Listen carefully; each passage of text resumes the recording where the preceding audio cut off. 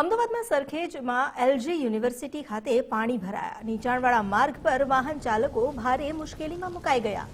વરસાદી પાણીનો ભરાવો થતા લોકો હેરાન પરેશાન થયા છે। રસ્તા પર પાણી ભરાતા ટ્રાફિકની સમસ્યા પણ સર્જાઈ।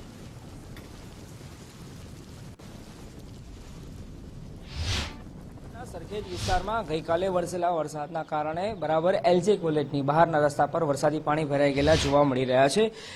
આ હિસ્સો આ જે રસ્તો છે એ ખૂબ નીચો છે, જેના કારણે અહીંયા પાણી ભરાવાની સમસ્યા સર્જાઈ છે। મહા મુસીબતે વાહન ચાલકો અહીંયાથી પસાર થવાની ફરજ પડી રહી છે।